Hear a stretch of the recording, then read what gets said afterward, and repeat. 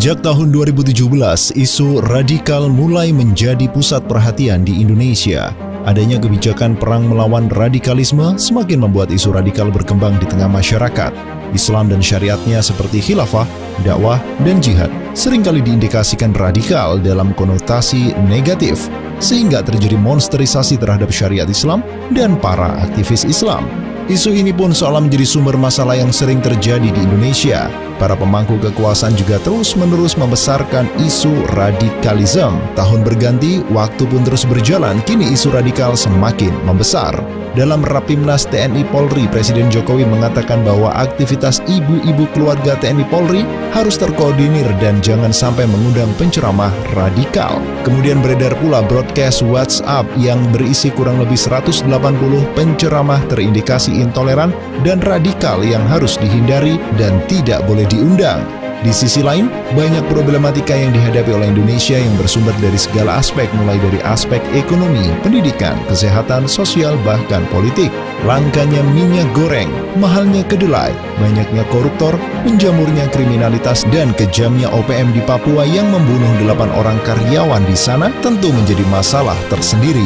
Di tengah ragam masalah yang harusnya menjadi prioritas untuk segera ditangani, mengapa justru isu radikal yang dibesar-besarkan seolah-olah isu itu menjadi biang dari seluruh permasalahan di negeri ini? Pemirsa, inilah Fokus Spesial.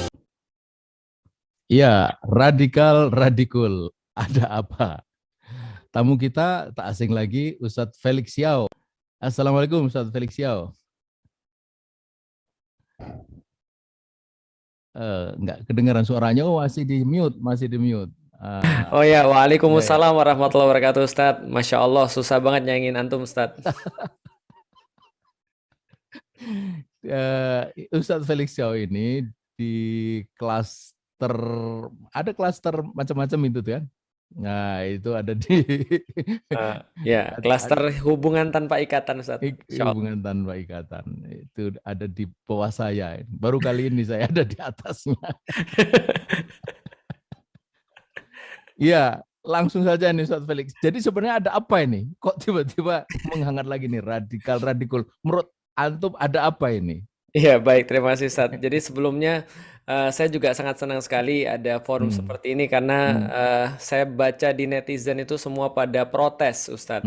Jadi saya lihat sepertiga komennya itu ngetek di TV yang Ustadz tampil lalu kemudian bilang, wah kami tidak rela ini kalau seandainya ucapan Ustadz Ismail dipotong terus. Nah, jadi artinya saya pikir netizen ini memang sangat menunggu-nunggu apa yang Ustadz Ismail mau sampaikan ya, tapi mungkin saya cuma membuka aja. Jadi saya masih ingat Ustadz, tahun 2017 awal, itu 1 Januari 2017, saya sempat diundang di Masjid Gede Kauman, Yogyakarta. Dan saya menyampaikan di situ tentang satu tema judulnya deradikalisasi sama dengan deislamisasi. Nah, jadi itu yang saya sampaikan pada tahun 2017. Kenapa? Karena saya melihat banyak sekali isu-isu tentang deradikalisme itu yang sangat-sangat diasosiasikan dengan Islam. Jadi seolah-olah tidak ada yang radikal selain daripada orang-orang yang muslim. Sehingga konteks deradikalisasi itu kebaca sama saya sebagai deislamisasi. Nah, kalau kita tarik ke belakang, saya melihat lagi Ustadz bahwasanya semenjak Obama pada tahun 2008 itu pernah berceramah. Bukan berceramah, dia memberikan sebuah statement bahwasanya dia bilang bahwa war on terrorism ini perlu diperluas menjadi war on radikalism. Kemudian pada saat itu kalau saya nggak salah Ustadz Ismail juga pernah memberikan komentar yang saya ingat bahwa Ustadz Ismail bilang, karena kalau kita bicara tentang terorisme kita perlu tindakan fisik. Tapi kalau kita berbicara tentang radikalisme, ini sudah ranah pemikiran. Jadi orang-orang barat nih hipokritnya sudah nggak nanggung-nanggung. Jadi mereka seolah-olah pengen mengatakan bahwa jangankan berbuat, mikir aja sudah bisa kami hukumi. Jadi Nah, ini yang kemudian dijadikan sebagai mainstream di Indonesia semenjak tahun 2014 ketika saya ngelihat di Google Trends Ustadz, mulai muncul narasi-narasi yang seperti tadi. Narasi-narasi tentang radikalisme adalah permasalahan utama daripada Indonesia. Lalu kemudian ekstremisme adalah masalah paling utama, di bawahnya ada intoleransi dan seterusnya. Dan ini dikembang terus-menerus. Untuk apa? Saya lihat ini kepentingannya untuk kekuasaan. Jadi karena mereka itu perlu narasi untuk meneruskan kekuasaan mereka, sehingga narasi yang dipakai itu adalah radikalisme. Jadi apapun problemnya, selama kamu terlindungi daripada radikalisme, maka sebenarnya kamu lagi baik-baik saja. Contoh misalnya, yang ini pernah dipakai di Amerika pasca 2001 ketika WTC itu dibom, maka mereka bilang bahwa safety above all, dia bilang bahwasanya keamanan ini di atas segala-galanya. Jadi kalau kami ini senantiasa kayak nguping pembicaraan kalian, bahkan drone-drone kami itu sampai ada di pekarangan belakang rumah kalian, kami mengetahui apa yang Anda bicarakan bahkan di ranjang-ranjang Anda, kata mereka, ini semua untuk melindungi Anda. Bahkan kalau kami minta perpanjangan jabatan itu juga untuk melindungi Anda. Jadi semuanya tuh bisa dilegitimasi asal Anda aman. Nah, saya lihat narasi ini yang pengen diterapkan di Indonesia. Bahwasanya radikalisme sumber masalah utama, sehingga yang lain boleh untuk dimaafkan, boleh untuk ditolerir selain daripada radikalisme. Dan mereka perlu hantu, Ustaz. Nah, kebetulan hantu yang cocok adalah kayaknya ya di tahun 2022 adalah Ustadz Ismail ini hantunya. Jadi itulah jadinya mungkin sebagai awalan ya. Ya, jadi kalau dari penjelasan tadi ada dua faktor ini. Ada apa radikal? Satu faktor global. Tadi ada kaitannya dengan bagaimana Amerika memandang perkembangan dinamika umat Islam. Tadi disebut bahwa sekali kita bicara tentang radikalisme, deradikalisasi, sasarannya umat Islam. Saya kira di level global begitu juga ya, Ustadz Felix ya. Kemudian yang kedua di level domestik itu. Jadi radikal itu ujungnya adalah soal kekuasaan gitu. Nah, kalau begitu bisa nggak diperjelasin? Jadi ini bakal atau pada akhirnya bakal kemana nih arahnya nih radikal terus ini? Ya, semuanya jelas saya pikir Ustadz, apalagi kalau kita menghubungkan dengan masa lalu. Saya pikir setiap hal itu pasti punya narasi dan perlu narasi. Misal kalau misalnya orang-orang melihat Ustadz Ismail ataupun orang-orang yang berdakwah di dalam Islam, narasi kita sederhana. Kalau kamu mau baik, kamu harus berpegang pada Islam. Kalau kamu mau baik, kamu harus terapkan Islam. Karena kita meyakini Allah itu tidak hanya menurunkan aturan bersifat ritual, tapi bersifat keseluruhan. Maka itu narasi yang kita bawa kemana-mana. Mau kita ngomong apapun, narasinya seperti itu. Tapi ada narasi juga yang dulu dipertontonkan oleh orang-orang Quraisy, bahkan di zamannya Ibrahim, bahkan juga di zaman-zaman Musa dan Fir'aun. Narasinya adalah sama kayak gini, Sat. Jadi mereka tuh senantiasa mengidentikan seorang yang menginginkan kebaikan, seorang yang berdakwah itu seperti seseorang yang membawa keburukan, seseorang yang membawa kehancuran, seseorang yang membawa ancaman buat masyarakat. Misal ketika Ibrahim kemudian berkata pada kaumnya, ma hazihi tamasilul lati antum laha akifun. Kenapa kalian tuh senantiasa menyembah atau beritikaf sangat khusyuk sekali terhadap sesembahan yang ini nggak bisa buat apa-apa. Maka orang-orang tuh menjawab, wajadna aba'ana laha abidin. Kami hanya menemukan tradisinya begitu. Ini udah kearifan lokal nih. Jadi mereka berlindung di balik itu. Dan sedangkan kamu ini bikin masalah. Kamu ini bikin ketegangan. Kamu ini bikin ancaman. Itu pula yang terjadi pada Musa, terjadi pada Rasulullah Muhammad. Nah, maka yang mereka inginkan adalah mereka berusaha agar perubahan menuju kebaikan ini tidak terjadi. Karena kalau perubahan ini terjadi, maka pasti akan berpengaruh terhadap kepentingan mereka. Misal, andai umat ini sampai bisa mengetahui dan bisa membandingkan bagaimana Islam itu mengatur sebuah negeri dengan mereka mengatur sebuah negeri, itu pasti orang milihnya Islam tuh. Nah, jadi ketika mereka tidak mampu bertanding secara konsep dan konten, maka mereka pasti akan menyerang orang-orang yang mendakwahkan.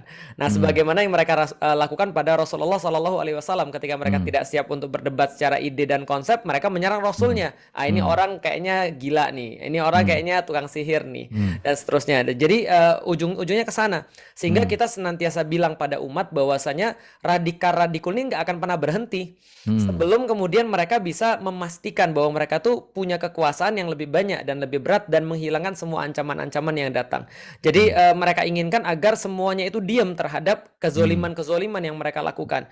Ketika mereka jual aset ke luar negeri, ketika mereka bahkan nggak bisa ngurusin minyak goreng seperti yang Ustadz Sitir kemarin, bahkan urusan haji aja nggak beres, terus kemudian malah ribut soalan logo, perkara-perkara kecil dan seterusnya. Dan siapapun yang mengkritik, siapapun yang tidak suka, pasti akan dilabeli sebagai radikal. Dan itu adalah cara mereka. Jadi kalau saya pikir menarik sekali ada satu ungkapan dari dari Ustadz Mustafa dari Muhammadiyah, bahwasanya ketika pemerintah sekarang melabeli pemerintah sekarang itu mengatakan bahwa kita tuh jangan berpaham takfiri. Siapapun yang tidak sepaham langsung dikatakan kafir. Nah, sekarang pemerintah juga sama, bahwa siapapun yang tidak sesuai, yang tidak seini dengan mereka, radikal. Jadi itu bedanya itu aja, cuma dengan yang kaum takfir yang mereka tuduhkan itu. Jadi ujung-ujungnya pasti kepada kekuasaan dan akhirnya kepada ya duniawi. Iya, iya. Nah, cuma kan kalau kita lihat secara faktual, yang mereka sebut sebagai radikal itu kan nggak punya sebutlah kekuatan politik ya, partai kagak ya kan. Kalau kita kembali ke 180 kan senjata enggak, itu apalagi dalam level internasional gitu. Kenapa pula mereka perlu takut gitu dengan ini semua? Gimana Ustadz Felix melihat? Kalau saya justru berpikir sebaliknya, Ustadz. Berarti mungkin yang kita bisa tebak satu-satunya adalah bahwasanya Ustadz Ismail mungkin punya grab atau punya punya cengkraman atau punya sesuatu hal yang menurut mereka lebih berbahaya daripada senjata. Dan mereka juga mengakuinya kan gitu. Mereka senantiasa bilang lah bahwasanya ingat orang-orang yang melakukan sesuatu yang besar itu awalnya diinisiasi oleh pemikiran gitu mereka bilang. Nah, sehingga orang-orang radikal ini hati-hati dengan pemikirannya. Kenapa? Nanti dia bisa menjadikan terorisme, dia bisa menjadikan kekerasan. Nah, artinya walaupun bisawab berarti apapun yang kita sampaikan tadi bahwasanya nggak punya senjata dan segala macam, ternyata mereka lebih takut pada yang punya pemikiran daripada yang punya senjata. Ya mungkin kebalikan daripada meme yang sekarang beredar, Ustadz, yang ada yang lucu kan. Jadi ada meme ada orang ngobrol sama Presiden Amerika. Kenapa kamu nyerang Irak? Karena mereka itu kita sinyalir punya nuklir. Kenapa kamu nggak serang Rusia? Karena mereka punya nuklir. Nah, jadi artinya ternyata kita lebih berbahaya daripada nuklir. Iya. Nah, kemudian kalau memang mereka takut pada pemikiran gitu, kan mereka sendiri yang juga berteori bahwa pemikiran mesti dihadapi dengan pemikiran, kan gitu, gampang saja kan? Kenapa enggak dilakukan begitu? Itu dia, Sat. Karena saya lihat orang-orang ini dari zaman dulu mereka semua sama, punya kesamaan, yaitu adalah ketika mereka paham dan tahu bahwa konsep mereka tidak bisa diadu, yang mereka bisa lakukan satu-satunya adalah membatasi pergerakan orang-orang yang punya pemikiran. Maka saya selalu bilang pada teman-teman, kita tuh aneh, Sat. Kita dibilang kita itu intoleran. Tapi yang ditolak kajiannya itu ya kajian kita, Ustadz. Kita dibilang kita itu adalah anarkis atau menyebarkan pemikiran yang menuju pada anarkis. Tapi sejarah mencatat yang membubarkan pengajian kita secara anarkis itu juga ya orang lain. Kita yang dibubarkan secara anarkis. Jadi artinya ya mereka nggak bisa untuk beradu secara konsep. Yakin saya, Ustadz. Ya terbukti bahwasanya ya yang dilakukan adalah labeling akhirnya, bukan lagi sebuah diskusi secara sehat. Nah, kalau kita mau tahu lebih persis gitu, kira-kira pemikiran yang mana yang ditakuti? Kan saya kira mungkin bukan seluruh pemikiran, kan ada juga soal ibadah, soal makanan. Masa takut pemikiran tentang ibadah, takut pemikiran tentang makanan, kan enggak rasanya. Jadi pemikiran yang mana ini yang mereka takuti gitu, sedemikian rupa sampai kemudian di framing begitu rupa. Menarik, Ustadz, sangat menarik sekali. Suatu waktu ketika Rasulullah menerima Islam, maka mereka belum menganggap Rasulullah sebagai ancaman. Saya pernah bertanya juga pada teman-teman jamaah, andaikan Rasulullah SAW datang hanya mengajarkan tentang cara berpakaian, bahwa kamu tuh harus pakai sorban, bahwa kamu tuh harus pakai jubah, tentu orang-orang kafir Quraisy tidak akan merasa terganggu. Andaikan Rasulullah hanya datang dengan mengajarkan bagaimana berakhlak yang baik, Kalau Hmm. ketemu orang senyum, kalau ketemu orang Hmm. salam, Hmm. dahulukan tetangga yang lebih dekat. Lalu kemudian kalau punya utang ya bayar. Itu orang Quraisy juga nggak akan merasa terganggu. Tapi begitu Rasulullah Shallallahu Alaihi Wasallam menawarkan sebuah konsep hidup, bagaimana caranya bahwa kita itu memaknai 24 jam hidup kita itu bukan hanya sekedar hidup, tapi sebagai bagian daripada ibadah. Ya, silakan. Oleh karena itu, setiap kita pergi kemanapun dan melakukan apapun, pergi ke pasar, lantas kemudian kita juga dalam pernikahan, keluarga, itu semua di dalam aturan Allah. Nah, di situ beririsan Ustaz, dengan kepentingannya mereka, bertentangan dengan kepentingan mereka. Karena mereka juga punya konsep hidup, Ustaz. Cara untuk berdagang seperti apa, cara untuk berinteraksi seperti apa. Nah, di tempat pemikiran inilah yang mereka tidak akan pernah bisa menerima. Karena pemikiran itu diametral dengan apa yang mereka lakukan. Contoh yang sangat sederhana saja misalnya, ketika kita berbicara tentang masalah ya yang paling mereka khawatirkan, kekuasaan misalnya. Kita menganggap bahwasanya kekuasaan ini hanyalah bagian daripada titipan Allah. Di mana yang berkuasa itu bukan kita, tapi yang berkuasa adalah Allah. Oleh karena itu wajar dong kalau orang-orang Muslim minta agar hukum-hukum Islam yang diterapkan atas mereka. Sedangkan mereka pikir kalau gue menerapkan hukum Islam, terus gue dapat apa? Ini salah satu contoh yang sangat sederhana. Iya. Jadi ini lebih spesifik pemikiran tentang politik gitu. Ya, pemikiran tentang politik yaitu pengurusan di dalam kehidupan umat. Ini yang sangat bertentangan mungkin dengan mereka. Pemikiran politik dalam arti bagaimana mengatur atau mengurusi urusan masyarakat. Kan mestinya begini, kata mereka juga bahwa kalau memang baik diambil saja gitu. Kalau tidak tinggalkanlah. Yang disampaikan ini semua kan tentang pengaturan kehidupan masyarakat menurut Islam kan baik-baik semua. Betul, Kenapa Ustaz. kemudian ditakuti? Itu juga menjadi pertanyaan saya, Ustaz. Artinya kalau mereka berkata bahwa tadi bahwa salah satu ciri-ciri penceramah radikal adalah dia menolak Pancasila. Kita juga jadi bingung juga gitu kan ya.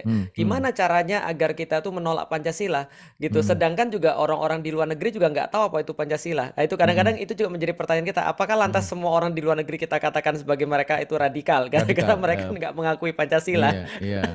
Iya. Itu kan bukan sesuatu yang bersifat universal ya, artinya dia Betul. lokal di sini kan gitu. Iya. Nah, kalau begitu jadi kesimpulannya mereka takut karena apa? Kalau begitu, pemikiran politik ini bagus. Kalau bagus tinggal diambil saja gitu. Jadi apa kalau begitu? Suatu waktu saya pernah nanya bapak saya, Ustaz. Papi merasa gimana dengan konsep yang Felix ceritain ini? Saya tempat cerita tentang khilafah sama bapak saya, Ustaz. Bapak saya bilang, ya kalau diterapkan Islam kayak yang kamu ceritakan ya nggak apa-apa. Lah kenapa? Terus saya tanya, lo kok nggak apa-apa, Pi? Iyalah, Papi takut apa? Papi kan nggak maling, kata dia. Jadi Papi nggak takut kalau potong tangan karena Papi nggak maling. Terus dia bilang lagi, dan Papi nggak pernah berzina, jadi Papi nggak takut tentang rajam. Ngapain Papi takut gitu kan ya?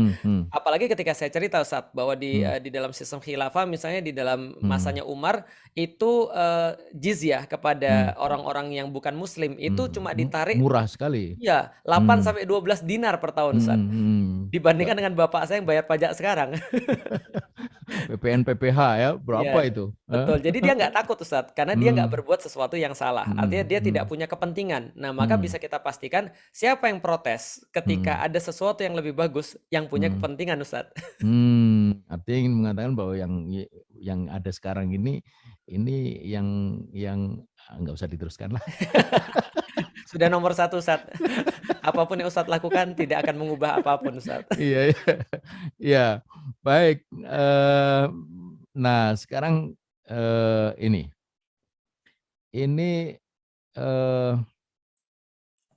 apa kira-kira yang membuat seseorang yang bernama UFS, Ustadz Felicio, yang seorang mu'alaf, ya kan, saat mahasiswa dulu masuk Islam, lalu tekun ngaji, lalu apa yang dipahami, diyakini itu disampaikan, berdakwah. Nah, sekarang dituduh radikal gitu. Nomor 2 pula. Iya. Ini apa ini kira-kira gitu loh. Orang kan mungkin garuk-garuk kepala ini baru istilahnya baru kemarin sore udah disebut radikal. Apa gitu loh. Yang antum sampaikan selama ini apa sih? Kok tiba-tiba Antum jadi Mohon maaf kalau agak sedikit roaming Sat ya. Tapi iya saya ya. tuh biasanya mengandaikan dengan anime Sat, dengan Hmm. komik Jepang. Nah. Jadi ceritanya Sat, ada satu komik namanya One Piece Sat. Di komik Apa namanya itu? One Piece ini mereka itu cerita tentang bajak laut Sat. Nah, Hmm. bajak laut ini seringkali diburu oleh pemerintah dunia ceritanya Sat. Nah, Hmm. pemerintah dunia ini make namanya tentara laut untuk memburu bajak laut ini. Nah, Hmm. cuman bajak laut ini yang berbendera hitam ini nggak banyak yang jahat Sat. Kebanyakan Hmm. justru baik, membantu masyarakat dan seterusnya. Malah yang Hmm. tentara-tentaranya yang suka berbuat kerusuhan lah Sat, berbuat onar Hmm. dan seterusnya. Nah, yang menarik Ustadz, di antara seluruh dunia bajak laut ini ada orang yang paling diburu oleh pemerintah dunia, yang Hmm. dipastikan harus mati semuanya Sat. Hmm. Nah, Pris.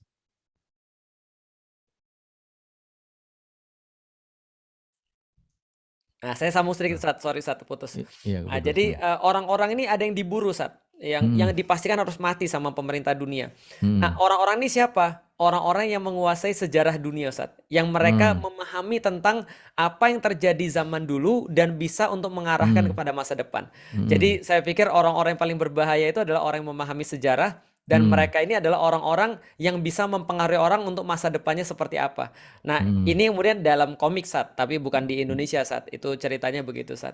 Nah, mungkin karena kita suka menyampaikan tentang sejarah, tentang Hmm. masa-masa keemasan yang mungkin sudah dilupakan dan seterusnya, Hmm. sehingga mungkin yang lihat khawatir, wah jangan-jangan noleh ke sana nih kalau sudah dapat masa-masa kejayaannya, nanti mereka mau balik lagi ke dalam masa kejayaan itu. Hmm. Hmm. Ya, terus gimana Anto nyikapi ini persisnya kan disebut tudingan sebenarnya kan, atau tuduhan radikal. Santai atau gimana?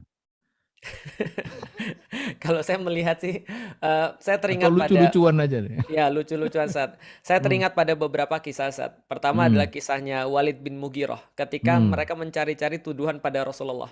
Hmm. Jadi mereka pusing bahkan untuk mencari Hmm. tuduhan terhadap sesuatu yang benar. Itu mereka Hmm. pusing.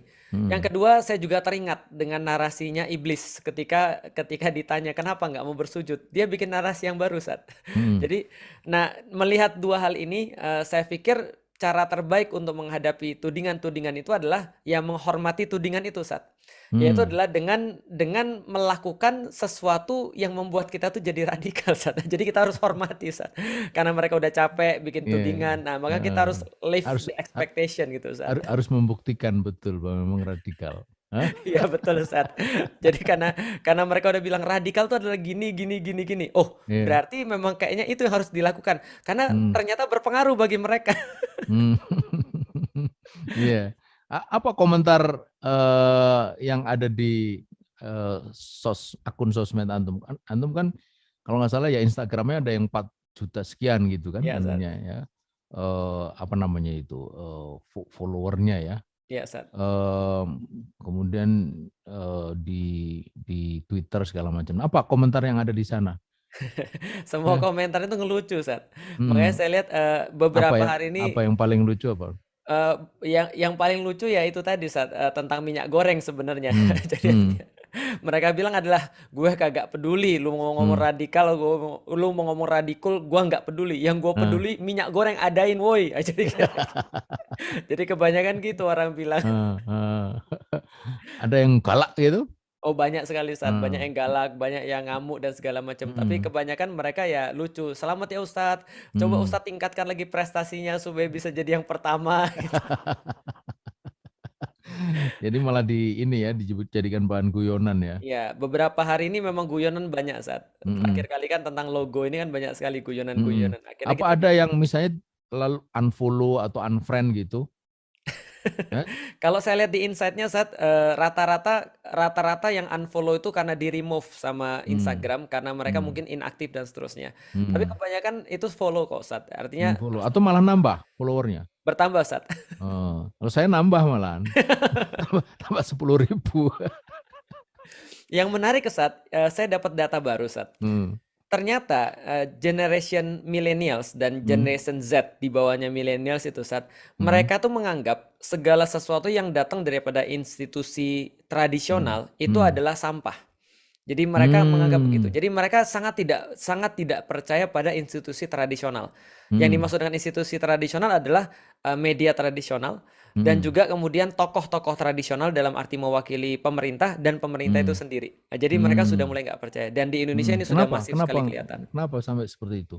Karena pertama millennials dan generation Z ini adalah orang-orang yang sangat-sangat dinamis. Mereka punya pembanding, mereka punya sumber-sumber informasi selain informasi-informasi yang tradisional tadi. Itu yang pertama. Yang kedua, ternyata semakin generasi ke bawah, mereka semakin aktivis, Ustaz. Jadi mereka senantiasa mau mencari sesuatu di balik daripada sesuatu. Jadi mereka nggak mudah menerima. Mereka maunya dialog. Mereka nggak mau frontal dan mereka nggak suka sama orang yang menjelek-jelekkan orang lain tanpa dialog.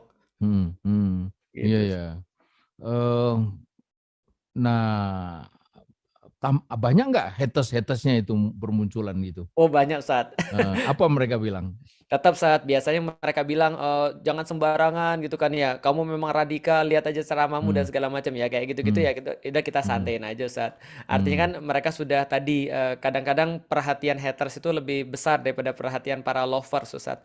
Sehingga kita memang harus menghormati mereka, mungkin ya cara itulah mereka bisa hidup dan makan memberikan keluarganya Ustaz. Iya ya. Ada nggak yang kemudian membisikkan ke antum orang terdekat atau keluarga, Lik, jangan kenceng-kenceng lah, biasa-biasa aja dakwahnya gitu. Ada nggak yang gitu? Ada Ustaz, ibu saya. Apa dia bilang? Jadi ibu saya itu dari dulu khawatir. Beberapa tahun yang lalu ketika pasca 212 dia sudah deg-degan sekali. Dia bilang, udah Lalik, jangan datang lagi Lalik. Mami ini sudah punya penyakit jantung. Kamu jangan datang lagi lah. Udah, kamu jangan ikut-ikutan. Jangan terlalu frontal. Saya bilang sama ibu saya tuh cuma mengikuti sunnahnya Yesus Kristus. Saya bilang gitu. Apa itu? Karena kan Yesus kan juga bermasalah Ustaz sama pemerintah. Oh. Terus apa dia bilang? Dia bilang beda. Itu Tuhan, kamu bukan. Katanya gitu. Terus dijawab apa? Akhirnya saya jawab serius Ustaz. Saya bilang gini, saya bukannya sok berani, saya bilang. Saya bukannya juga nggak takut, enggak, saya bilang. Saya juga sama, saya juga khawatir ketika saya dapat sesuatu hal misalnya tiba-tiba dijemput paksa dan segala macam. Hanya saja saya bilang gini, yang lebih saya takutkan dibandingkan ke semua itu adalah ketika anak saya itu nanti besok dan besok anak saya tuh mikir, Abi kan hidup di zaman itu dan Abi kan tahu yang mana yang benar yang mana yang salah. Kenapa Abi nggak ngomong? Nah itu yang saya khawatir Ustaz. Bahwa anak saya nggak punya contoh. Bahwasanya kalau kita tahu kebenaran itu kita harus speak up. Kita harus sampein tentang apa yang kita tahu dengan cara seindah mungkin dan dengan cara sedamai mungkin, sebaik-baiknya gitu loh Ustaz. Nah itu yang paling saya takutkan Ustaz. Nah setelah itu ibu saya diam Ustaz. Oh, sekarang tetap masih diam atau terus khawatir? Saya pikir kalau khawatir sangat wajar sekali Ustaz, karena memang mungkin Ibu ini lah sangat ya. berbeda dengan dunianya dia, dan apalagi mungkin kecenderungan politiknya juga berbeda dengan apa yang saya pahami. Tapi ya tentu saja ya udah, akhirnya saya juga mencoba untuk membuat ibu saya tenang gitu kan ya. Kadang-kadang ngajakin jalan-jalan, ngajakin makan dan seterusnya, dan menyampaikan bahwa ya apapun yang saya lakukan kita sudah berkomitmen bahwasanya di dalam Islam itu perjuangan Islam itu tidak memasukkan daftar anarkisme atau fisik dan kekerasan dalam dakwahnya. Sebagaimana kita konsisten selama ini, Ustaz. Terus setelah itu agak tenang dia. Ya, lumayan tenang lah, Ustaz. Tenang. Antum anak nomor 1. Nomor 2 saya, Ustaz. Oh, nomor 2. Oh, yang satunya yang kakak itu yang ya, belum kakak masuk saya, Islam betul. juga. Setelah dia masuk Islam tambah lagi khawatir. Ya, ibu saya melihat ketika kakak saya sudah masuk Islam mungkin merasa wah ini kayaknya adik-adiknya lebih perlu untuk dikuatkan ini. Doain saat mudah-mudahan bisa dapat hidayah. Nah, apa yang terjadi dengan keluarga? Ini kan tudingannya kan radikal intoleran gitu. Betul. Intoleran apa yang Anda lakukan di keluarga? Itu juga Ustaz, kadang-kadang saya juga bingung. Yang satu hal yang paling saya bingung Ustaz adalah saya tuh bingung gini Ustaz, yang punya orang tua bukan muslim itu kan saya Ustaz. Orang tua saya tuh Katolik, nenek saya tuh Buddha Ustaz. Ada beberapa keluarga saya tuh juga ada yang menikah sama orang Hindu juga ada Ustaz. Jadi kalau kumpul keluarga kalau tuh Pancasila itu Pancasila banget. banget Ustaz, Pancasila banget. Ada yang Jawa, ada yang Palembang, ada yang ada yang Kalimantan dan seterusnya. Dan kita udah terbiasa dengan semua itu. Maksudnya saya juga aneh juga. Bahkan dulu saat rumah nenek saya tuh itu nempel sama wihara, Ustaz. Jadi nempel sama wihara dan di depan kita tuh gereja. Artinya kita sudah biasa. Sebelah kita masjid, Ustaz. Jadi saya pikir ya Allah, zaman dulu enak banget hidup, Ustaz. Jadi maksudnya kita tuh nggak pernah meributkan segala sesuatu yang kayak gini, Ustaz. Nah tiba-tiba terus kemudian saya dituduh intoleran. Saya juga bingung intoleran yang mana ya? Karena mereka sendiri yang nuduh mungkin nggak pernah ngalamin hidup seperti ini. Nggak pernah campur-campur kayak begitu ya. Iya, teoritis aja, Ustaz. Tapi emang pernah ada case atau apa gitu yang sebutlah itu menjadi sesuatu yang dianggap intoleran. Ada. Setahu saya nggak ada, Sat, karena kita bisa menjelaskan. Contoh misalnya ketika keluar dari rumah, lalu kemudian untuk makan kita harus sampein pada orang tua. Mohon maaf, Mi, Felix sekarang kan sudah Muslim, Felix nggak makan babi dan segala sesuatu yang berkaitan dengan yang haram. Kalau boleh, kalau kita mau makan di luar, boleh nggak Felix yang milih restorannya? Dan mereka nggak ada masalah, Sat. Bahkan ya mereka juga toleransi kepada kita. Artinya Dan kita itu juga sebenarnya toleransi pada mereka, betul. ya. Mereka mau makan babi di rumah pun kita nggak pernah ngalangin, Sat. Cuman kita bilang aja kalau kamu makan babi di rumah, mohon maaf saya nggak bisa makan dari piring yang sama. Ya. Apalagi sisanya. Karena sudah bosen, Sat. Tapi pernah dulu ya, pasti Wah, pernah lah. tiap hari, Sat. Iya. Nah, artinya yang Anda tunjukkan itu kan toleransi itu kan. Betul, telur asin, Sat. Toleransi. Jadi untuk antum mestinya dikoreksi itu, bukan radikal intoleran, tapi radikal toleran gitu kali ya. Iya, benar, Sat. Saya juga bingung. Mungkin orang-orang kayak KKB itu mencari pengakuan, dia ibaratnya kalau kayak anak muda tuh dia mencari perhatian, Sat. Tapi sama sekali nggak diperhatiin, Sat. Jadi mereka bawa senjata sudah, gorok orang sudah, gitu, Sat. Nyerang orang sudah, ngibarin bendera, nantangin juga sudah, tapi masih nggak Tapi nggak dinotis. pernah disebut radikal, nggak pernah disebut teroris ya. Jangankan disebut radikal, Sat, dinotis saja nggak, Sat. Jadi kesian juga saya sama mereka, Sat. Iya, Mungkin mereka harus masuk Islam, Sat, dan harus antum kontak di bawah antum, Sat. Harus pelihara jenggot. Baik, sekarang kita menuju ke ini, ciri penceramah radikal menurut BNPT. Dari 5 ini Anda kira-kira melakukan yang mana ini supaya disebut radikal? Tadi saya sempat ini tadi saat lihat-lihat dan saya merasa lucu. Pertama, kok bisa ya memaksakan bahwa Pancasila itu harus diterima? Saya tidak mungkin bisa menolak Pancasila. Nilai mana yang saya tolak juga saya juga bingung untuk menolak Pancasila. Tapi saya kasihan sama orang-orang luar negeri, Sat. Bahwasanya begitu ada orang luar negeri masuk ke Indonesia, dia ditanya tentang Pancasila dan dia nggak bisa jawab, Sat. Bahkan dia bilang, oh mohon maaf saya tidak meyakini nilai-nilai dalam Pancasila karena saya dari luar negeri. Dia pasti langsung dicap radikal tuh, Sat. Itu yang pertama. Yang kedua takfiri. Yang kedua pro khilafah dulu, pro khilafah dulu. Oh, pro khilafah. Pro khilafah saya juga bingung juga, Sat. Kadang-kadang kita nih suka aneh. Khilafah ini kan adalah metode yang diterapkan oleh para khalifah. Nah, kalau positif terhadap khilafah adalah sebuah bentuk radikalisme, bagaimana dengan menyamakan perilaku dengan khalifah, Sat?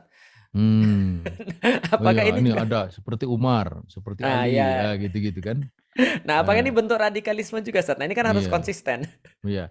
Dan ingat materi tentang khilafah itu kan masuk di fikih kelas 12 aliyah. Dan itu resmi Kementerian Agama. Berarti Kementerian Agama pro khilafah juga. Betul juga. Itu dia, Sat. Makanya ini membingungkan, Sat. Makanya saya juga berpikir ini setiap yang mereka lakukan kalau awalnya sudah salah, ini pasti salah semua terus. Diteruskan lagi tambah salah lagi. Iya, dan itu juga sebuah kewajiban kan, tidak pernah ada yang mengatakan itu bukan sebuah kewajiban. Kalau bukan kewajiban dia apa? Keharaman, ya, kesunahan, kemubahan. Kalau kesunahan tetap masih bagus, ya kan, andai gitu. Masa haram? Iya, kalau kemubahan bisa dibicarakan. Ya bisa dibicarakan, tapi masa haram gitu.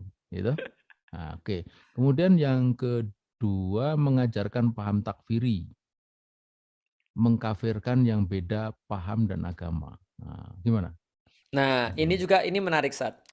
Saya bukan hanya membaca, tapi saya nonton videonya, Sat. Ketika membahas tentang takfiri, sebuah konteks yang mereka paksakan adalah kafir itu tidak beriman. Artinya kalau orang sudah beragama itu tidak bisa dikatakan kafir. Nah, saya jadi mikir begini, Sat. Kalau dia ini mengomentari dari segi keahlian dia mungkin oke, tapi ini kan mengomentari permasalahan agama, Sat. Jadi artinya dia buat tafsir sendiri. Nah, bukankah ini juga bentuk daripada takfiri? Itu kan ya. Jadi dia mengkafirkan orang-orang yang punya pemahaman bahwa selain Islam itu kafir. Jadi kayak gitu Ustaz sebenarnya. Jadi dia mengatakan bahwa ya bentuk intoleransinya mereka adalah mereka tidak terima bahwasanya ada pemahaman di dalam Islam, bahkan pemahaman yang mainstream, bahwasanya kita menganggap bahwa selain daripada Islam itu adalah ya kafir. Orang-orang kafir itu selain Islam. Dan kadang-kadang kita tidak perlu merasa baper. Kemarin itu saat ada yang menarik, Sat. Bapak saya jalan sama saya ketemu sama seseorang yang ahli keuangan, Sat. Dia ngobrol soal keuangan sama teman saya itu, lalu bapak saya bilang, loh ya memang begitu kan, kalau misalnya saya ini meninggal, kan Felix tidak bisa mewarisi saya karena saya kan kafir. Jadi bapak saya bilang gitu. Dan bapak saya santai aja ngomong kafir. Artinya ya itu adalah sebutan kepada orang-orang yang tidak beriman kepada Allah dan Rasulnya. Maka itu adalah sebutnya kafir. Walaupun kita juga kadang-kadang nggak ngomong kafir. Kadang-kadang kita ganti non-muslim. Kadang-kadang kita pakai unbeliver kalau misalnya dalam bahasa Inggris dan seterusnya. Infidel.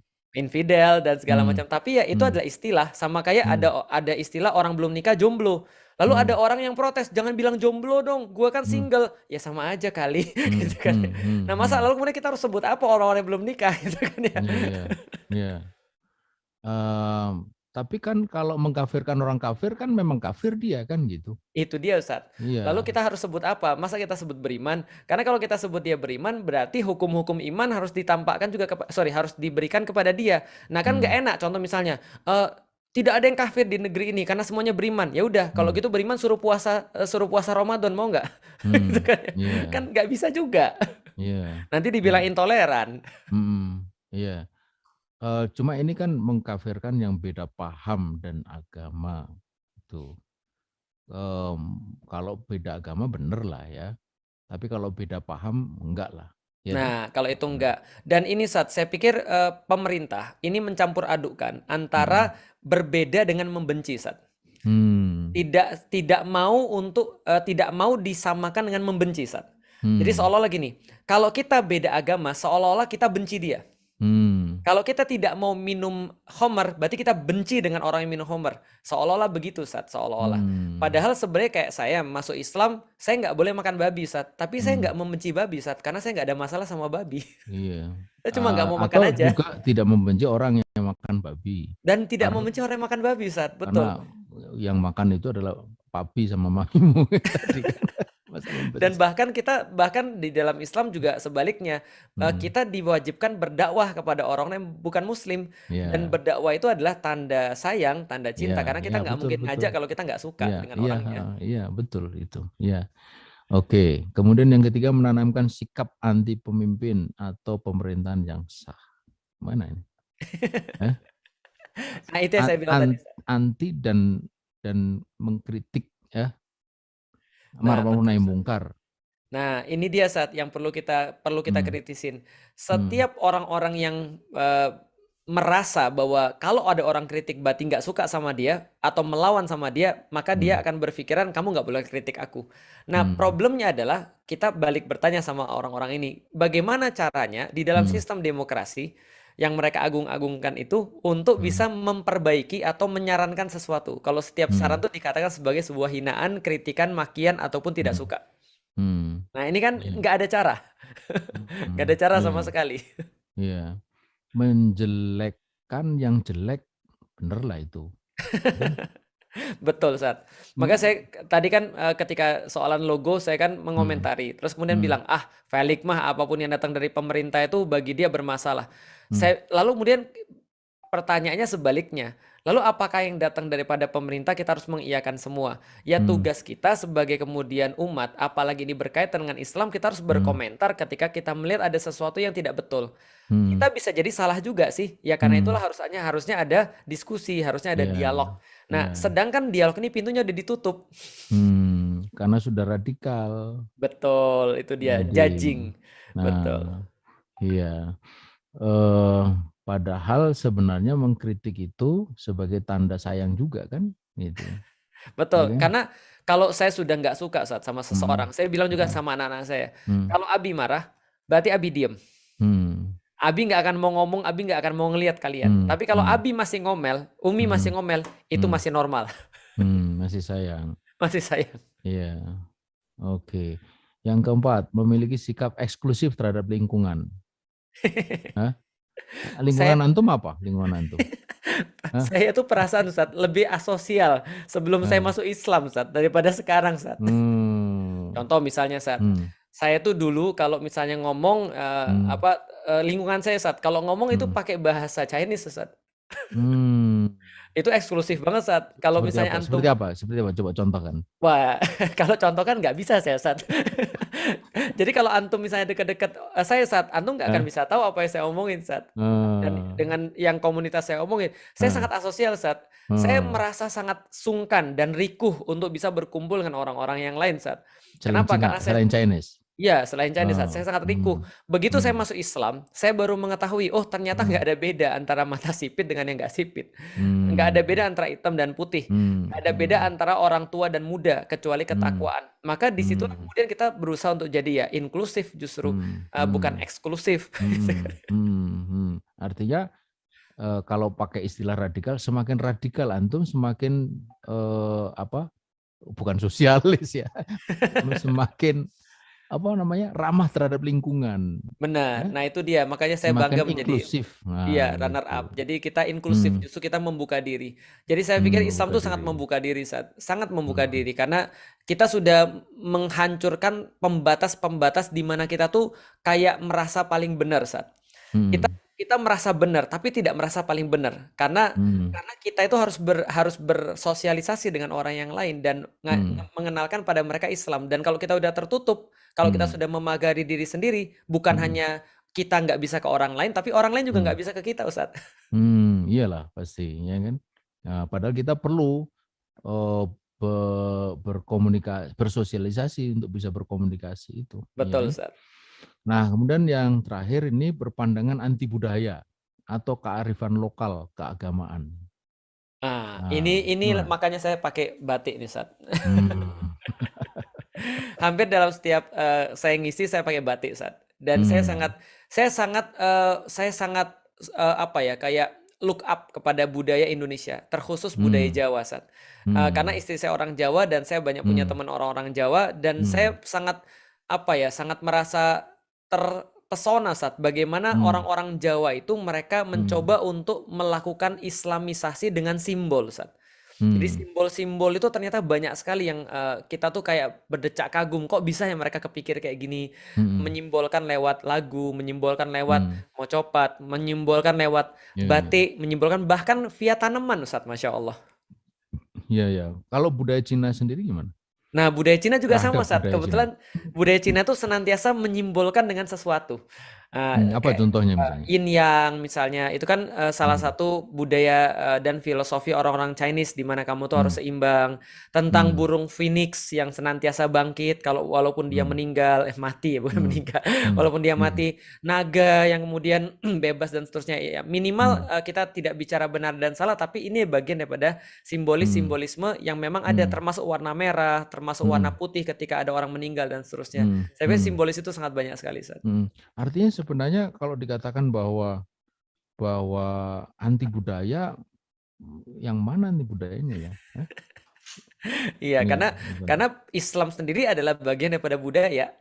Tapi jelas kalau ada budaya yang bertentangan dengan akidah, bertentangan dengan syariah, apalagi bertentangan dengan prinsip-prinsip keimanan, pasti ditolak kan gitu mestinya. Benar, makanya kita harus mendefinisikan ulang budaya. Budaya yang Budaya itu kan mana yang artinya maksud? betul, Ya. berarti kan orang yang punya adab.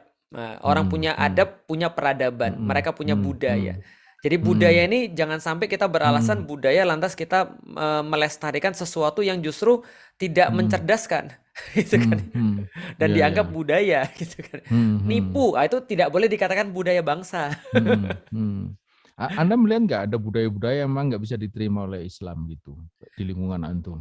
Banyak saya pikir budaya-budaya yang nggak bisa diterima oleh Islam. Misalnya Oh. contoh budaya ketika menganggap segala sesuatu dari leluhur itu pasti baik. Itu bukan budaya yang baik menurut saya. Makanya di dalam Islam itu dikoreksi menjadi salah satu slogannya yang dipakai di Nahdlatul Ulama. Misalnya mereka mengatakan bahwa al-muhafadzatu ala qadimis sholih wa akhdhu bijadidil aslah. Mereka mengatakan bahwa kita tuh tidak harus menyalahkan yang lama selama itu benar. Bahkan kita juga menjaga kalau ada yang benar, ada yang baik di antara yang lama yang dilakukan. Tapi kita juga tidak menutup diri untuk mengambil sesuatu yang baik dan itu adalah yang baru. Gitu. Jadi itu saya pikir. Kalau di budaya Cina yang nggak sesuai dengan Islam kayak apa?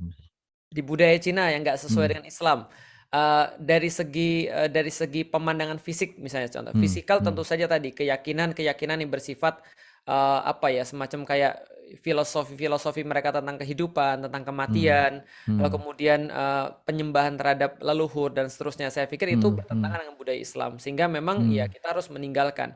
Bahwasanya berbakti kepada orang tua itu cuma berlangsung ketika mereka masih hidup, tapi ketika mereka sudah meninggal ya berarti harusnya sudah terpisah.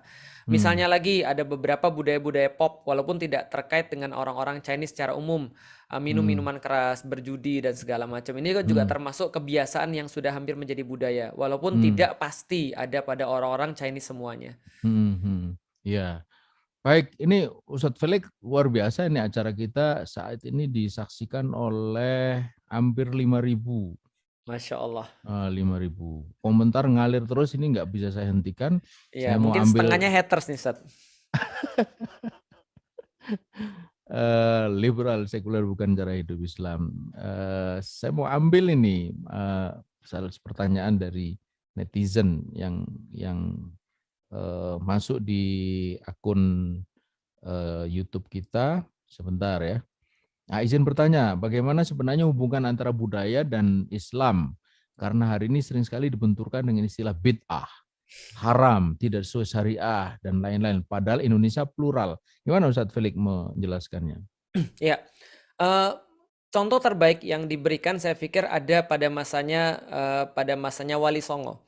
Jadi pertama-tama ketika kita melihat bahwasanya orang tuh akan senang dengan budaya. Dan budaya ini adalah sesuatu nilai-nilai luhur. Nilai luhur ini adalah nilai yang tinggi dan mereka itu diterima sebagai keindahan di sisi manusia, di sisi kemudian ya siapapun yang melihatnya. Nah, maka sederhana aja ketika Wali Songo misalnya melihat orang-orang Jawa itu sangat senang dengan sesuatu yang disampaikan secara berpantun, bernada, ataupun mereka lewat nyanyian, maka dimasukkanlah nilai-nilai itu via nyanyian. Apabila itu melalui cerita, maka dibuatlah cerita-cerita yang bagus untuk kemudian memasukkan Islam di dalam nilai-nilai budaya. Jadi sebenarnya tidak harus memang dibenturkan, kecuali budaya itu diambil daripada satu keyakinan yang bersifat khas. Nah, maka ini harus ditinjau ulang. Misalnya contoh kayak kasusnya kemarin misalnya, kasus sesajen misalnya. Maka kita tidak bisa katakan sebagai itu budaya Islam hanya karena ada di masa-masa dulu ketika Islam ada dan ketika Islam belum ada. Maka kita harus melihat walaupun tadi prosesnya seperti apa misalnya. Ya, kita tidak pernah mengganggu orang-orang yang beribadah dalam tanda kutip sesuai dengan keyakinan mereka. Walaupun mungkin mereka tidak beragama dan mereka cuma berkeyakinan saja. Kita tidak pernah mau untuk memaksa mereka. Hanya saja keyakinan sebagai seorang muslim tentu saja kita juga tidak bisa menerima hal-hal yang bertentangan. Nah, artinya bagaimana caranya bisa untuk eksis ketika dalam perbedaan. Nah, ini menurut saya menjadi pertanyaan harusnya. Bukan kemudian seolah-olah setiap yang bertentangan dengan budaya harus yang kalah agama. Karena budaya lebih dulu ada, enggak juga gitu.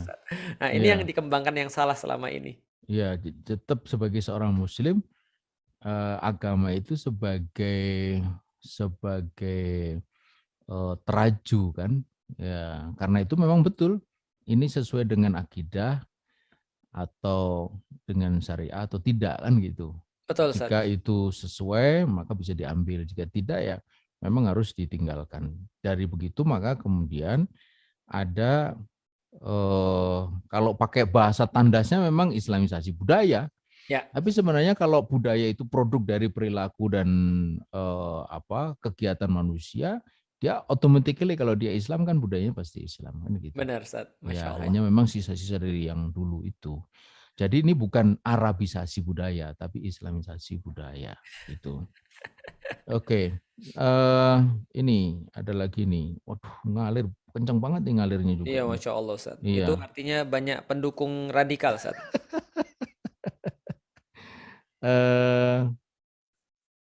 Ada usul, Ustaz Ismail bisa usul berikutnya undang penceramah radikal nomor 3 dan 4 supaya apa? Kayak rame.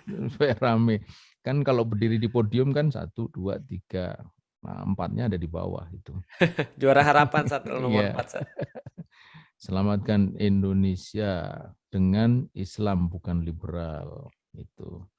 Oke, terus tadi sudah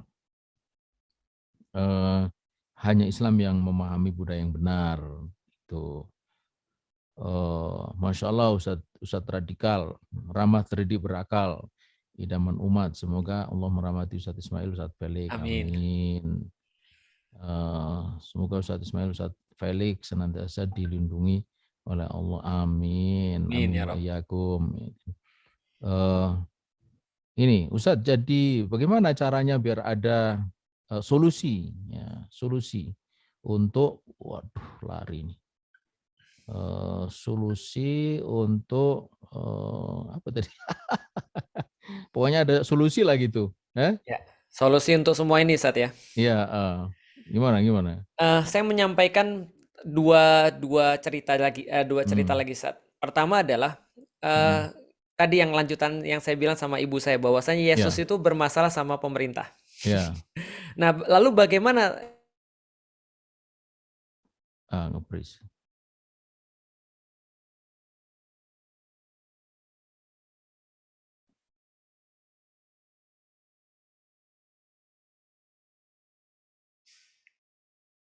Ya. Maaf Ustaz, agak kepotong tadi Ustaz. Saya ulangi sedikit Ustaz. Jadi bagaimana ceritanya supaya pendukung-pendukung Yesus pada saat itu mereka punya kompromisasi dengan pemerintah, yaitu adalah mereka itu bisa untuk menggait sebagian besar daripada rakyat-rakyat yang mendukung perjuangan Yesus pada saat itu, Nasrani. Nah, sehingga mau nggak mau pemerintah itu harus mengakui. Nah, jadi sebenarnya bagi teman-teman yang ada yang hadir di sini, semua itu tergantung teman-teman sekalian. Kalau misalnya ide Islam ini mendapatkan banyak sekali pendukung, saya yakin bahwasanya orang-orang yang nggak suka tuh nggak punya pilihan. Nah, mungkin itulah yang disampaikan oleh Allah di dalam Al-Quran, yauma ya'isal ladzina kafaru min dinikum. Jadi ketika itu mereka berputus asa karena Islam tuh nggak bisa dibendung lagi.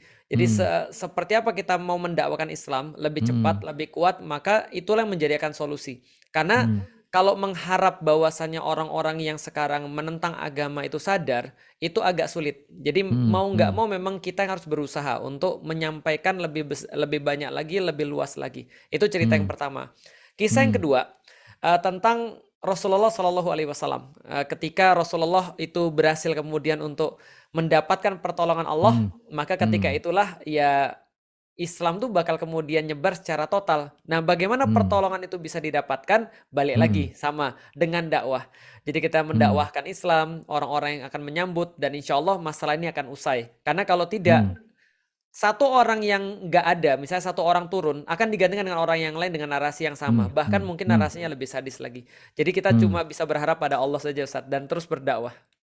Iya, Masya Allah. Ini luar biasa nih komen-komennya. Kapan Ustadz Felix ceramah ke Palangkaraya, Kalimantan Tengah? Kapan ke Garut?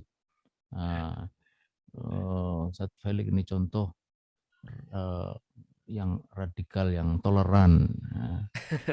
Barakallahu fikum, cerdas, mencerdaskan. Ya, baik. Nah, sekarang kita balik lagi ke topik radikal. Nah, sekarang kalau begitu ini dimunculkan ini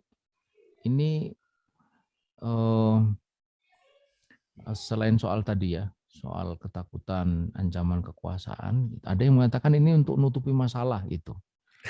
Hah? Gimana Ustadz Felix? Ini memang masalah banyak sekali kan kita sekarang ini ya. Iya. Seperti yang saya sampaikan di awal tadi, Sat, bahwasanya ketika seseorang itu mencoba untuk melakukan sebuah kesalahan, maka dia harus punya legitimasi pembenaran atas kesalahan yang dia lakukan. Contoh misalnya, seorang suami yang selingkuh, Sat. Ini contoh. Seorang suami yang selingkuh, ketahuan selingkuh. Apa yang dia katakan? Kan aku masih menafkahi kamu. Kan rumah ini kan siapa yang kemudian mengusahakan? Jadi seolah-olah ketika dia itu sudah mencari nafkah dan segala macam, itu seolah-olah menjadi hak bagi dia untuk menzolimi istrinya. Dia lupa bahwasanya itu cuma kewajiban dia saja. Nah, sama kayak sekarang. Jadi ada narasi yang dijadikan sebagai penutup atas segala macam hal lain yang mungkin ya tadi selingkuhnya dia tadi itu. Itu. Jadi dia nyari kemudian beberapa hal yang lain seperti tadi misalnya radikalisme, ekstremisme, intoleransi dan seterusnya. Ini untuk sebagai penutup atas perkara-perkara yang harusnya mereka lakukan dan nggak terjadi. Dan kami tetap berusaha loh untuk melindungi kamu dari radikalisme. Nah, jadi perkara ini yang dimunculkan, Sat. Jadi tepat sekali. Saya pikir mungkin Ustadz Ismail yang lebih tepat menjelaskan kemarin dengan argumen-argumen yang Ustadz sampaikan itu, Ustadz. Iya, Ustadz Felix, ceramah ke Boyolali kapan? Nah, gaspol Ustadz, biarkan para buzzer kelojotan kayak cacing kepanasan. Ada. Moga UIY dan UFS biar ceramah di kota Ambon. Masya Ayo Allah. kencang dan dakwanya sehingga umat paham. Tuh. Terus apa lagi ini? Maju terus, pantang mundur, Allah Akbar. Ini komen yang masuk. Awan Ustadz mohon doanya, semoga kami para jombloan dan jomblowati di sini bisa istiqomah di jalan dakwah. Masya Allah. Amin. Amin. Ustadz Felix, kenapa lama gak hadir lagi ke Ngawi? Waduh, antum ini sudah. Mana itu? Palangkaraya, Ngawi, Ambon, terus Garut tadi ada. Ini setelah pandemi antum harus keliling ini. Masya Allah, Ustaz. Menyambang ini semua. Oh, pokoknya yang radikal ramah teri berakal makin tak bisa ditangkal dan tren khilafah pun makin tak terbendung. Allah Akbar. Allah Akbar. Masya Allah. Semoga dakwah di Maros, Pangkep, Sulsel secara umum terus berkembang. Amin. Amin ya Rob. Kalau dakwah Pak Ustadz saya sangat senang, tapi kalau provokator saya sangat kecewa. Oh iyalah, ini bukan provokator, ini dakwah menyampaikan. Ya. Oke, kemudian betul Ustaz, Islam tidak bisa dibendung, kapitalisme biang kerok. Radikal, ramah teri dan berakal. Ini abbreviation yang makin populer ini, ramah Iya, teri Ustaz. berakal. Karena orang jengah, Ustaz, dengan kata radikal, Ustaz. Iya, iya. Semoga Ustadz Felix sehat selalu. Amin. Lanjutkan dakwah. Nah, alhamdulillah. Kemudian tadi Boyolali. Solusi dari semua masalah hanya ada pada Islam. Semangat Ustadz.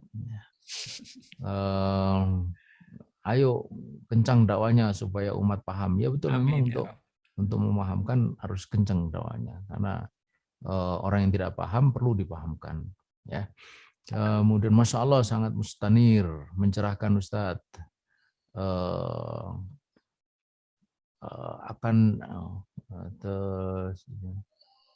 Ini dia. Ustadz Ismail pernah ngisi di Ambon, kalau nggak salah 2013. Ustadz Ismail lembut dan murah senyum, masa dibilang radikal masa. Lembut kayak pasir. Banyak juga yang komentar kemarin saat katanya baru sekali itu melihat di TV ada orang-orang yang tidak terprovokasi ketika yang pembicara lain ngamuk-ngamuk, Ustaz. Ya kalau kita terprovokasi, kita berarti sama lah dengan yang memprovokasi. Kalau Ustaz gimana Ustaz perasaannya menjadi nomor 1, Ustaz? Sungkan sama nomor 2. Saya pikir gini, Ustadz kan dikenal sebagai jubir Hizbut Tahrir, Ustadz ya. Nah, saya pikir gini, ngapain sih mereka membubarkan atau mencabut lah, bahasa kita mencabut BHP Hizbut Tahrir, tapi kalau bahasa mereka kan membubarkan. Tapi sudah dibubarin disebut-sebut terus, Ustadz. Jadi sebenarnya ini kangen kali.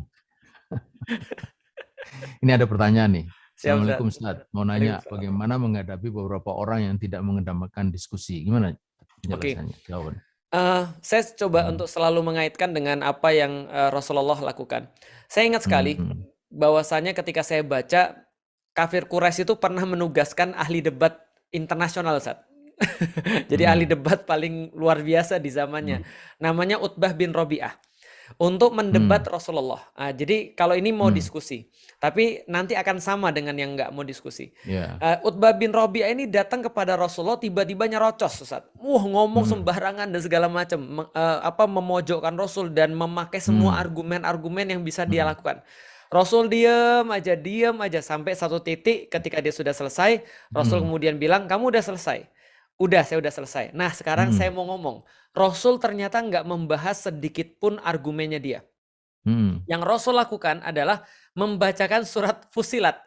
Jadi 1 sampai berapa? 30 atau 40 saya lupa. Tapi jelas panjang sekali sampai ayat-ayat sajadah. Baru Rasul berhenti di surat Fussilat itu. Nah, artinya ini menjadi sebuah contoh bagi kita. Ketika ada orang-orang dengan narasi-narasi yang sembarang dan ngawur, kita nggak perlu untuk balas sebenarnya. Yang perlu kita lakukan justru bacain Al-Quran yang banyak. Dan juga menjelaskan isi Al-Quran itu pada orang supaya orang tahu, oh ini loh yang diinginkan oleh Al-Quran. Jadi kita harus sibuk dengan narasi sendiri, nggak sibuk dengan narasi orang lain. Biarin aja saat kita sibuk dengan narasi kita aja. Iya. Kami tunggu di Batam, Ustaz Felix, Ustaz Ismail. Sudah berapa kota tadi? Wah, banyak. Saya seluruh Indonesia nih, Ustaz. Jambi juga hadir. Saat tunggu di Jambi, ya. Janji Allah pasti benar. Seru sekali diskusi malam ini, Masya Allah. Barakallahu fikum, Ustaz. Terus berdakwah. Kemudian, iya. Baik, saya kira demikian pemirsa yang budiman. Diskusi kita malam ini, subhanallah, hampir 5.000 pemirsa ikut secara langsung diskusi kita. Dan saya kira kita mendapatkan banyak sekali insight luar biasa dari seorang UFS, ya Ustadz Felix Xiao, yang di dalam daftar itu ada di nomor 2, radikal intoleran. Tapi dari cerita tadi bagaimana dia mensikapi keluarganya, mami papinya, dan bagaimana perjalanan hidupnya, nyata sekali bahwa tak layaklah dia dilekatkan sebagai intoleran. Bahkan semestinya orang harus belajar kepada dia tentang bagaimana toleransi itu diwujudkan secara nyata. Begitu juga radikal, tadi juga sudah dijelaskan secara langsung, 5 atau ditanggapi secara langsung 5 kriteria radikal yang ditulis oleh pihak yang merasa memiliki wewenang untuk menetapkan apa itu yang disebut dengan ceramah radikal. Tapi saya kira ada kritik cukup tandas yang disampaikan oleh Pak Anwar Abbas pada acara diskusi malam itu, ya. Jadi saya kira demikian pemirsa yang budiman, tiba saatnya kita di ujung acara kita, bincang hangat tentang topik sangat hangat bersama tamu istimewa kita, Ustadz Felix Xiao, yang setelah berjalan 1 jam lebih ini dalam suasana yang betul-betul hangat, ya. Terakhir kita mintakan kepada Ustadz Felix Xiao untuk memberikan kata penutup lah, begitu. Silakan Ustadz Felix. Baik, terima kasih Ustadz. Pertama-tama saya ucapkan jazakumullah khair kasir, Ustadz. Apa yang Ustadz sampaikan itu mewakili kita banget ketika di TV kemarin, dan saya pikir ini menjadi sebuah hal yang baru bagi teman-teman yang juga menonton untuk memaknai orang yang radikal itu ternyata cerdas-cerdas, Ustadz. Maka makin banyak orang pengen jadi radikal setelah melihat seperti itu, mungkin saya lihat, Ustadz. Yang kedua, teman-teman sekalian yang nonton di rumah dan juga menyaksikan di online ini, apapun yang label orang pada kita, itu tidaklah mengurangi sedikit pun tugas kita untuk kepada Allah, yaitu adalah menjadi seorang muslim yang memang terikat pada setiap aturan-aturannya dan merasa bangga untuk menyampaikan Islam. Maka saya berdoa mudah-mudahan Ustadz Ismail tetap diberikan kesehatan oleh Allah Subhanahu wa taala, dan bisa untuk menginspirasi kita lagi yang masih jauh daripada mungkin Ustadz Ismail, untuk belajar lebih banyak dan untuk bisa tetap dinasehatin Ustadz kita semuanya ini, untuk bisa menjadi pejuang yang tangguh seperti Ustadz Ismail, saya pikir. Masya Allah. Ini jadi siapa tamunya, siapa hostnya nih? Dibalik dikit, Ustaz. Ya, Baik, tentu saja kita semua ya, para penonton, pemirsa sangat berterima kasih juga kepada Ustadz Felixo yang malam ini bisa hadir bersama kita, dan meskipun 1 jam ini saya kira kalau bahasa anak mudanya daging semua. Terutama apa yang beliau sampaikan itu sebagiannya adalah fakta-fakta perjalanan kehidupan dia sehari-hari yang menunjukkan sangatlah tidak layak dikatakan sebagai intoleran, dan bahkan sebenarnya berhasil menunjukkan toleransi seperti apa. Dan saya kira ini juga sekaligus menunjukkan kepada kita bahwa ada banyak soal di negeri kita ini yang semestinya secara terbuka itu akan lebih baik jikalau pihak-pihak yang berwenang itu mendengarkan pikiran alternatif, apalagi bersumber dari ajaran yang benar, meskipun itu datang dari orang-orang yang mungkin tidak mereka sukai. Saya kira itu pintu yang tepat untuk bisa memajukan bangsa, negara, bahkan dunia ini. Apalagi jika itu disampaikan di dalam sebuah semangat ukhuwah Islamiyah, semangat tausiah bil haq, tausiah bis sabr, insya Allah kebaikan akan bisa didapatkan di penghujung sana. Tetapi kalau bersikap sebaliknya, menutup diri, apalagi kemudian sudah mencap ini dan itu kerugian besar. Karena ada banyak kebaikan yang kemudian tidak tersampaikan oleh karena kebencian sudah mengedepan, dan itu akan menutup pintu keberkahan yang semestinya bisa kita dapatkan. Kita semua tahu negeri ini merdeka atas berkat rahmat Allah. Jadi semestinya apa yang menjadi ajaran dan tuntunan serta hukum-hukum Allah itu diterima dan dipakai sebagai dasar untuk mengatur negeri ini supaya keberkahan itu betul-betul semakin terasa. Amin. Itu apa yang bisa kita bincangkan pada malam hari ini. Sekali lagi terima kasih kepada pemirsa yang setia sampai menit terakhir tetap manteng di hampir angka 5.000. Mudah-mudahan pertemuan kita ini mendapat rahmat dan barokah dari Allah Subhanahu wa taala. Mohon maaf untuk acara ini ada gangguan sedikit, kita harus terpaksa ganti device. Insya Allah tidak mengurangi kehangatan kita pada acara malam hari ini. Fokus spesial bincang hangat tentang topik hangat bersama tokoh yang sudah terbukti menghangat banyak ruangan ini, tapi jagat. Terima kasih, jumpa lagi insya Allah pada topik mendatang bersama tamu-tamu yang mendatang juga insya Allah. Demikian, mohon maaf atas segala kekurangan. Wassalamualaikum warahmatullahi wabarakatuh. Waalaikumsalam warahmatullahi wabarakatuh.